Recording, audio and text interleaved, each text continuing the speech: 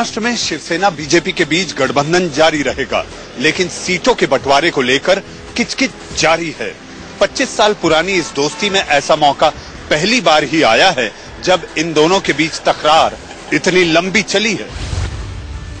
महाराष्ट्र में बीजेपी शिवसेना कितने सीटों पर चुनाव लड़ेंगे, इस पर अभी तक कोई समझौता नहीं हो पाया है।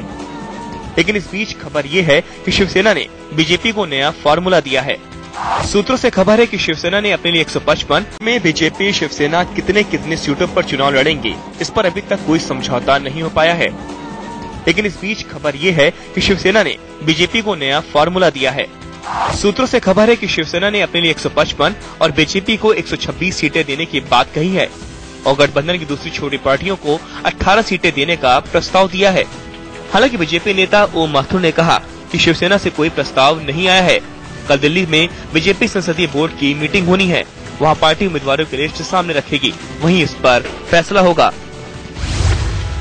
मैं बार बार आपको कह रहा हूँ कि हमारे पास कोई प्रस्ताव नहीं आया। लेकिन आप क्या चाहते हैं? ये क्या चाहते हैं?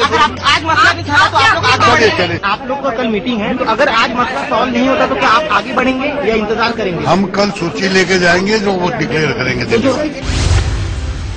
खबर है कि बीजेपी खुद के लिए 125 सीटों की मांग पर अड़ी हुई है और सहयोगी दलों के लिए 9 सीटें चाहती है। उधर कांग्रेस और एनसीपी में भी सीटों का पेंच फंसा हुआ है। खबर यह आ रही है कि कांग्रेस ने एनसीपी को धमकी दी है। प्रदेश कांग्रेस कमेटी की मीटिंग के बाद प्रदेश अध्यक्ष मानिकराव ठाकरे ने कहा कि एनसीपी अड़ी रही तो अकेले चुनाव लड़ेंगे। हालांकि उन्होंने ये भी साफ कर दिया कि इस पर आखिरी फैसला आला कमान का होगा। दरअसल शिवसेना बीजेपी को 2009 के फॉर्मूले के तहत 119 सीटें ही देना चाहती है, लेकिन बीजेपी को लगता है कि लोकसभा चुनावों के बाद राज्य में हवा बदली है और वो बीजेपी के पक्ष में है, इसलिए बीजेपी को 125 सीटों से कम कुछ भी गवारा नहीं। कैमरामैन प्रदीप सिंह के साथ मनीष अवस्थी, इंडिया न्यूज, मुंबई।